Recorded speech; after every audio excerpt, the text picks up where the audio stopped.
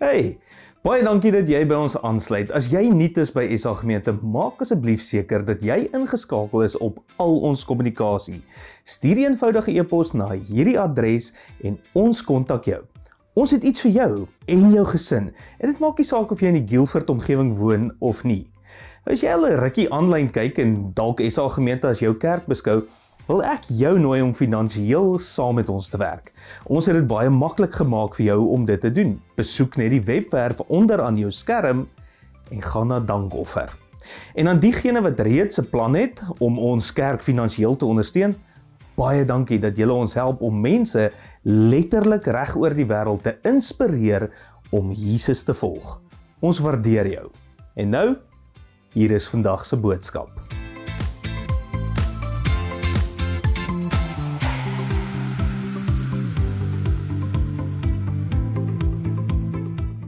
SA Gemeente, baie welkom by ons derde week in ons reeks wat handel oor die laaste koninkryk. Ons gesels spesifiek oor Jesus, die koning. En wat beteken hierdie koninkryk? Vandag natuurlik, sy titel is Verder as lojaliteit. Nou terug in Suid-Afrika was ek eendag daar by die plaaslike kruidenierswinkel Checkers. En toe sien ek so jong ou, hy loer so versigtig om 'n rak en toe ek van kyk, jy weet, dan verdwyn hy sommer so. En nou, ek het eers nie veel daarvan gedink nie, maar net verder inkopies gedoen. By die volgende ry loer hy weer. En toe ons oor mekaar vang, was dit nou 'n bietjie awkward geweest. En hy stap toe nou maar nader en hy sê, ek ken jou van iewers af. Nou kyk, dit was nou glad nie vreemd nie. Ek bedoel, ek was die local dominee daarso in die plaaslike gemeenskap, so dit het gereeld gebeur. En hy vra toe, het jy nou cricket afgerig iewers? En ek sê toe, nee. Maar ek vra hom toe, hoorie maar, gaan jy kerk toe? En toe sê, nou onthou, jy's daai kerk dude op die swart bord. Jy is die swart bord dude. Ja, ek was daar die swart bord dude, wat so nou en dan geestelike teachings by die plaaslike skool aangebied het. So ja, ek was die swart bord ou by die skool, want ek het nie altyd toegang tot hulle dataprojektors gehad nie. So het ek nou maar op die swart bord geskryf en geteken en alles ons met die kinders gepraat en dis iets wat ek gedoen het, maar dis nie wie ek is nie. En dalk het jy dit ook al beleef. Daar's dinge wat jy doen, rolle wat jy vervul, funksies wat jy doen in die lewe, en dalk kry jy 'n Uber, of dalk het jy vanoggend mense by die deur verwelkom hier by die kerk, en nou ken mense jou as die welkom ou, of die glimlag dame. Jy dien verskillende rolle, jy het verskillende funksies, maar dit definieer nie jou hele identiteit nie. Dis nie wie jy in jou wese is nie. En dis iets wat ons almal doen sonder slegte bedoelings. Ons identifiseer mense op grond van die rol wat hulle in ons lewens speel. Dink 'n bietjie daaraan, ons doen dit gereeld. Ons maak mense vas aan 'n sekere identiteit op grond van wat hulle vir ons beteken. En dikwels beteken dit ons misken wie hulle regtig is. En dit is presies waaroor ons in hierdie reeks praat, want ons doen dieselfde met Christus. Hierdie reeks, die laaste koninkryk, gaan oor Jesus se rol as koning. Want baie van ons se geloof is gebou rondom 'n beeld van Jesus wat beperk is tot wat hy vir ons beteken het, of wat ander vir ons gesê het hy sou wees. En vir die meeste van ons het dit begin met Jesus as verlosser. En daar's niks verkeerd daarmee nie. Hy is ons verlosser. Omdat hy gekom het, is ons sondes vergewe, ons skuld is betaal, ons toekoms is veilig.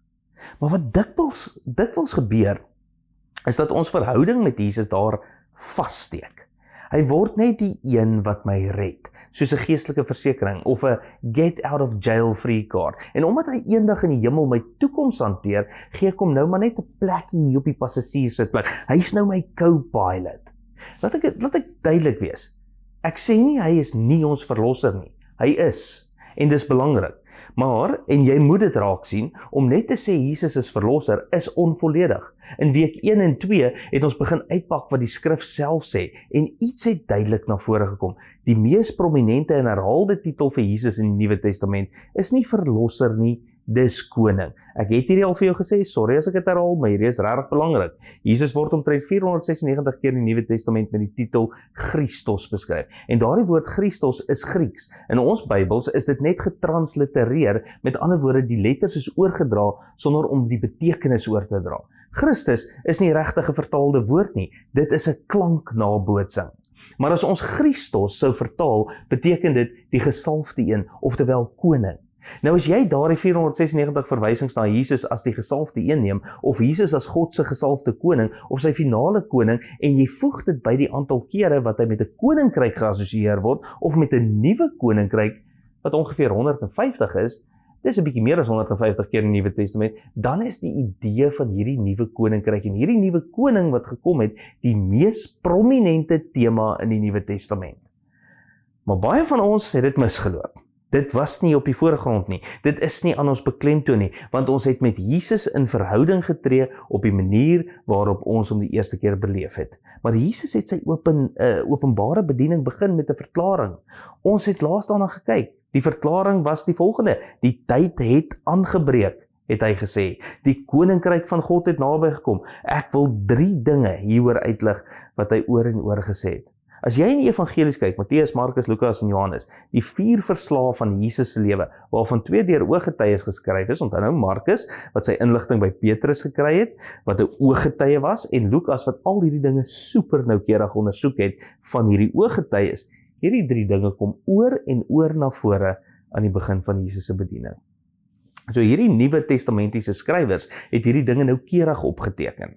En die belangrikste inligting word herhaal. En deur die evangelie sien jy hierdie idee dat die tyd aangebreek het en die nuwe seisoen was 'n nuwe regering of heerskappy van God in die wêreld. En weer eens, dit is heel aan die begin. Dis Markus hoofstuk 1 vers 15. 15 verse in en Markus sê, hier's iets wat jy moet weet. Jesus het aan die begin gesê, die tyd het aangebreek en die koninkryk van God is naby. Dis hier, en dis hier in die vorm van 'n koning, van 'n verlosser, en hy sê, bekeer julle en glo die goeie nuus. Die goeie nuus van wat? Die goeie nuus van 'n nuwe koninkryk, en 'n koning wat gaan bring en herstel wat goed is. God het sy finale koninkryk gestuur. So, die tweede boodskap is, die tyd het aangebreek om jou te bekeer. Wat 'n woord is, wat ons meestal met sonde assosieer. Maar eintlik hierdie woord bekeer in die Nuwe Testament kom van 2 Griekse woorde. En die 2 Griekse woorde is meta en nous. Meta, nous. En meta beteken eenvoudig met of na, en nous beteken verstand of begrip. So as jy dit saamvoeg, met of na jy 'n nuwe begrip het, of anders gestel, na deeglike oorweging.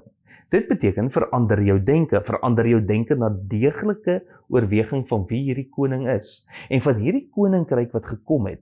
En so sê Jesus, ek vra nie van jou om sommer net blindelings te spring nie, of om aan te sluit by iets wat nie betroubaar is nie, of sommer net by die nuwe gier van die dag aan te sluit nie. Hy sê, hier's wat ek van jou vra. Na deeglike oorweging, na jy verstaan wie ek is en wat hierdie koninkryk beteken, wil ek hê jy moet jou denke verander oor wie en waaraan jy lojaliteit gaan beloof. Dit was gevaarlik en dit het verdeeldheid gebring, natuurlik. Want in daardie tyd is mense verplig om lojaliteit aan Rome te sweer en aan die keiser van Rome. Hulle het nie veel hoop gehad dat die owerhede of heersers hulle behoeftes sou aanspreek nie. Want amper altyd is hulle behoeftes nie aangespreek nie. Hulle moes dus maar self probeer oorleef. Een van die heel eerste dinge wat Jesus sê, toe hy hierdie dinge begin leer, en Matteus vang dit vas aan die begin van Jesus se bekendste preek, is die volgende. Hy sê, daarom sê ek vir julle, moenie bekommerd wees oor julle lewe nie, oor wat julle sal eet of drink, of oor julle liggaam wat julle sal aantrek nie. En dis taal wat 'n koning sou gebruik het. Ek sal vir julle sorg. Julle hoef nie oor daardie dinge bekommerd te wees nie. Hy vra, is die lewe dan nie meer as kos nie, en die liggaam nie meer as klere nie? Met ander woorde, hy sê, kom nou. Julle weet dit tog? Is daar nie meer om voor te leef as net wat jy eet of aantrek nie? En dan dink jy dalk, gats, ek hoop nie iemand weet hoe baie tyd ek spandeer aan wat ek gaan aantrek, of wat ek gaan eet nie. Maar dis nie net oor oppervlakkigheid nie. Wat Jesus eintlik sê is, die mense wat nie God vertrou nie, wat nie in Jahwe glo nie, die heidene, hulle jaag al hierdie dinge na. Hulle gee prioriteit aan al hierdie goed. Hulle probeer dit alles self in die hande kry. Maar julle hemelse Vader weet julle het dit nodig. En hy sal voorsien in julle behoeftes. So, in plaas daarvan om julle oor al hierdie dinge te bekommer te wees, daaroor sê Jesus, hier's wat ek wil hê julle moet eers stel. Soek eers die redding van julle siele. Reg? Nee, dis nie wat hy sê nie. En sommige van julle weet dit is nie wat die skrif sê nie. Maar as jy kyk na hoe baie van ons grootgemaak is, of wat aan ons geleer is, dan klink dit amper of alles in die geloof gaan oor die redding van jou siel en die versekering van jou ewigheid. Wat deel daarvan is. Maar dis nie wat Jesus gesê het nie. Aan die heel begin van sy leringe, aan die begin van sy bediening, sê hy, kyk, die tyd het aangebreek en julle moet bekeer, julle moet met goeie begrip nadenke gee aan wie julle lojaliteit gaan gee. En as jy besluit om lojaliteit aan my te gee, sê hy dan vra ek dat jy eerste die koninkryk van God sal soek en sy geregtigheid. En dan sal al daardie ander dinge waaroor jy so bekommerd is, vir jou bygevoeg word. Jesus sê, jy moet die koninkryk van God eerste soek in alles wat jy doen. Dit moet die prioriteit van jou lewe wees. En wat ek wil hê jy eerste moet soek, is dit wat die koninkryk waardeer. Die probleem is, Jesus het nie net hierdie koninkryk aangekondig nie, hy het dit ook gemodelleer. En dit was agterste voor, 'n onderste bo koninkryk, glad nie wat mense gewoond was aan nie. Hy sê die koninkryk van God word gelei deur 'n koning wat gekom het om te dien, nie om gedien te word nie. En dit was iets wat hulle nog nooit gehoor het nie. Want gewoonlik, jy dien die visie, jy dien die begeertes van die heerser. Dis hoe dit werk met konings. Hulle word gedien. Hulle is nie daar om self te dien nie. Maar hierdie koning, hy het nie net gekom om te dien nie. Hy het gekom om sy lewe te gee as losprys vir baie mense. Hy het gekom om sy lewe op te offer en hy het sy volgelinge uitgedaag om dieselfde te doen, om hulle lewens neer te lê vir hulle vriende, om te sterf aan hulle self, aan hulle eie wil, aan hulle eie manier, en in plaas daarvan om ander eerste te stel. Dis die weg van die koninkryk, om ander hoër te ag as jouself. Nie jouself te verhef as heerser nie, maar ander op te hef. En dis wat hierdie koning gekom het om te doen. Die probleem, en ook die grootste kritiek teen die Christendom, en ek weet dit gaan nie vir jou nuus wees nie, maar dit is iets waarop ons almal moet let. Want dis soos om in 'n spieël te kyk. Baie mense wat hulle self Christene noem, beloof lojaliteit aan 'n koning, teen wie hulle eintlik 'n verset leef. Mense wat hulle self verbind aan koning Jesus, as hulle heerser, as hulle leier, as hulle God, bely lojaliteit aan 'n koning, maar leef in 'n verset teen sy gesag. En die waarheid is, ons bely die gesag van Jesus as koning, maar ons weier om ons oor te gee aan sy wil, sy manier van doen. Ons sing liedere soos ons God regeer, koning van konings. En as jy vandag hier is, en jy is nie 'n volgeling van Jesus nie, dis goed en nodig, dat ons as Christene hieroor praat. Dalk dink jy dit reeds van Christene, en net sodat jy weet, ons is net soos jy. Ons is nie volmaak nie, ons is nog besig om te leer. Maar een van die belangrikste dinge, wat baie van ons nog moet leer, is dit. Jesus het nie net gekom om ons te red nie.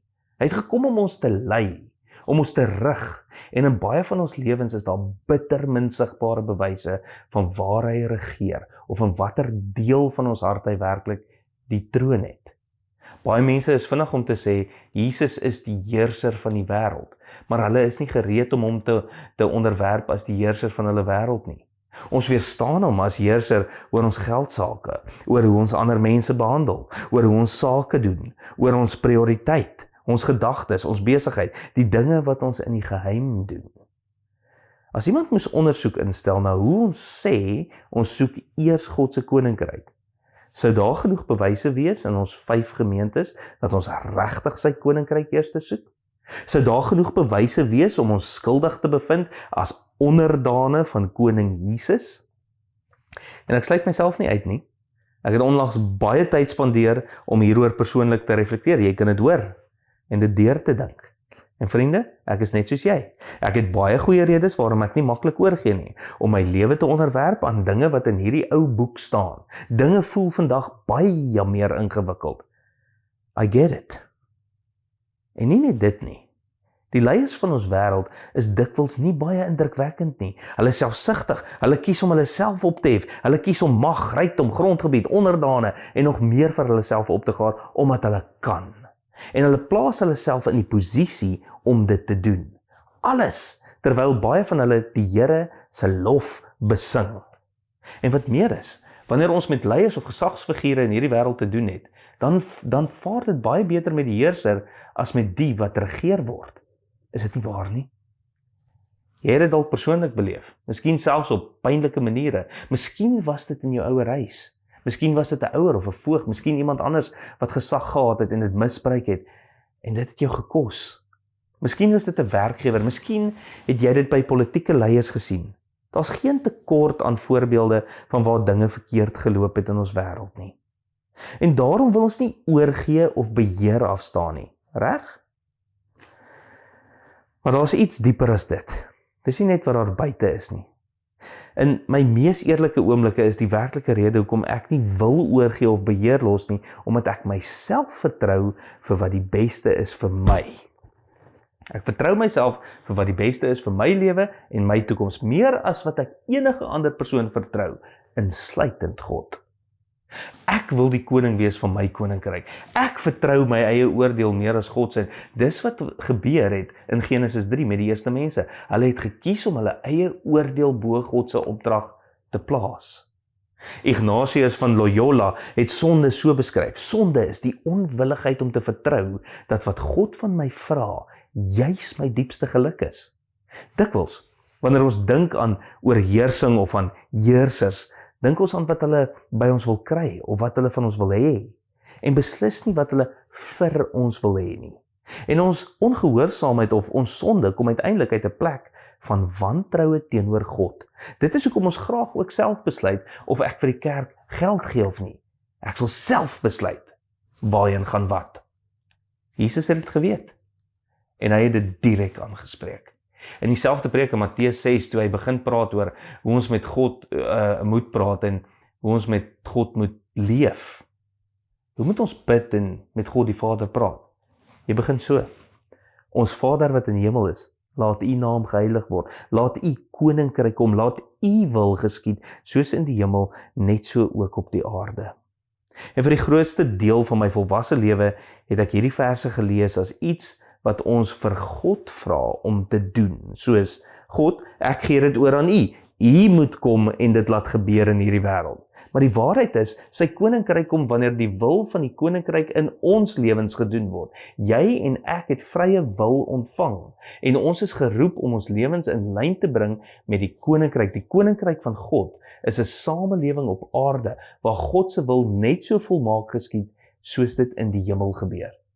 Dis hoe ons die goedheid van die koninkryk van die hemel na die aarde toe bring. En eintlik, dit is wat ons wil hê. Ek bedoel, dis nie iets waaroor daar debat is nie. Ons almal wil hê wat goed is.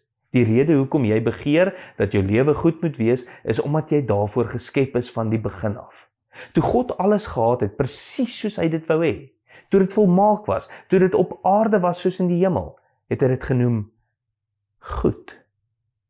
Die eerste leen en die wortel van alle ander leens is, God kan nie vertrou word om vir jou te gee wat jy regtig nodig het nie.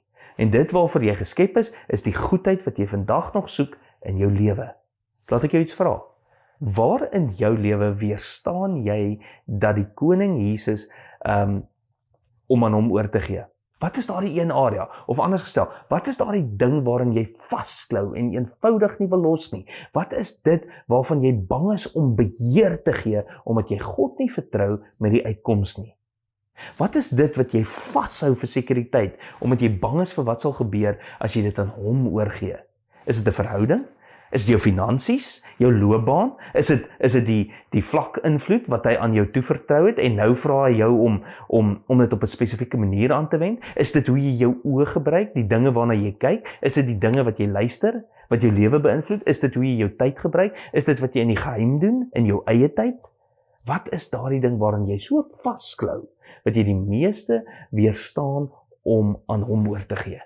Jy weerstaan dit om aan die instruksie wat hy jou gegee het, gehoorsaam te wees. En jy het goeie redes. Jy het baie redes. Jy is mos slim.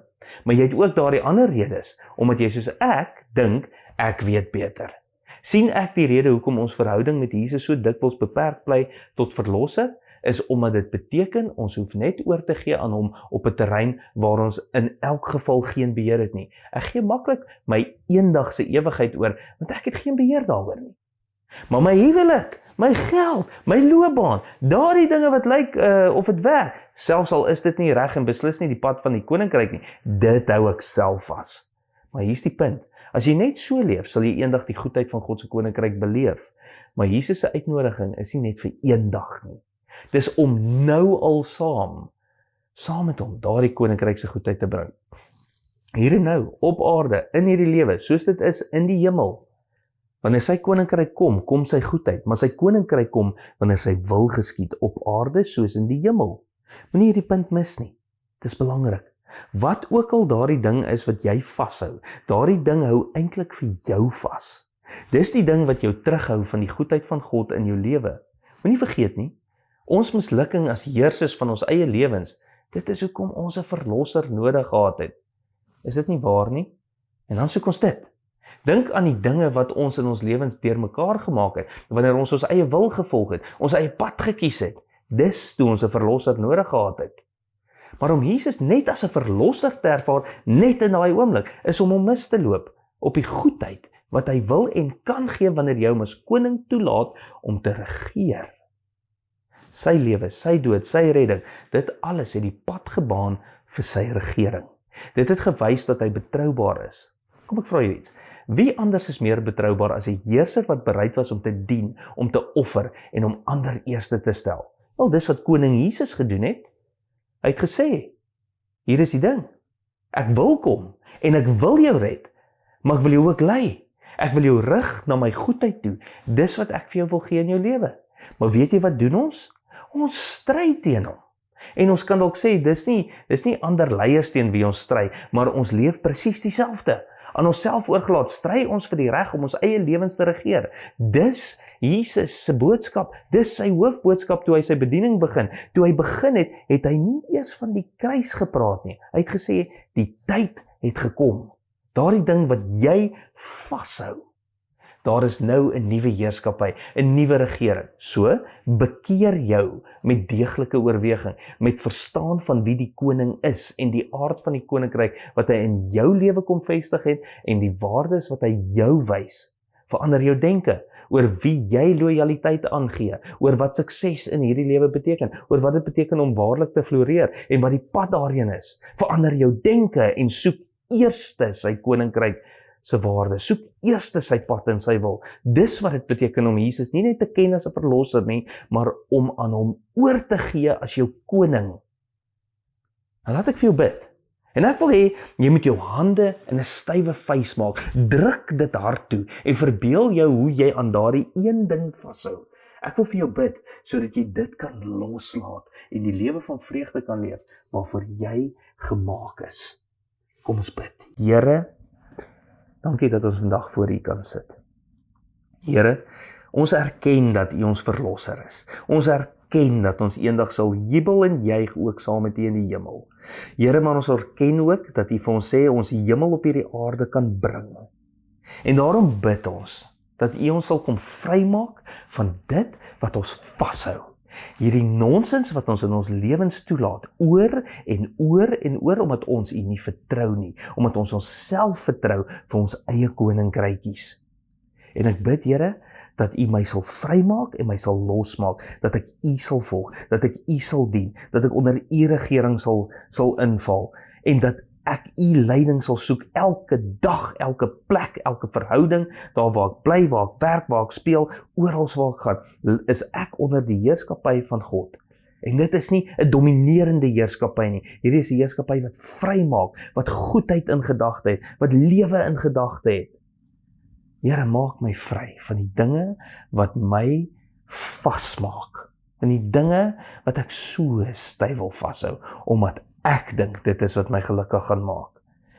Here, ons gee oor aan U. Ons gee oor aan U, ons gee hierdie gemeente vir U, ons gee elke lidmaat vir U, ons gee elke siel en verstand vir U. Mag ons bekeer. Ons bekeer ons. Ons sit met deeglike oorweging en heroorweeg waarheen ons op pad is.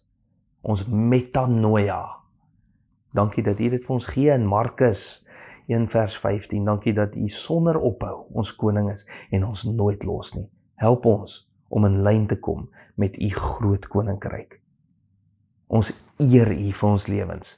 Rig ons en bou ons en mag ons hierdie gemeente uitbrei en mag daai koninkryk sigbaar word vir die duisende, die 10.000, die honderde duisende Suid-Afrikaners wat in hierdie land is. En mag ons 'n gemeente wees met invloed en met gesag en met liefde en met goedheid onder die regering van die grootste koning van alle konings, Jesus Christus, Jesus die koning. Amen. Ek seën jou in die naam van God die Vader, wat jou en alles op hierdie aarde gemaak het en gesê het, dit is goed. Ek sê in die naam van Jesus Christus, sy seun, wat jou kom wys het, hoe om oor te gee aan hierdie koning, hoe om sy goedheid te leef wat goed is vir jou. En ek sê in die naam van die Heilige Gees, wat jou sal lei, as jy hom toelaat, om in jou lewe in te kom. As jy hom toelaat, om beheer te vat, van jou beter weterigheid. Jy is geseënd. Gaan leef in die koninkryk. Tot volgende keer. Goed gaan.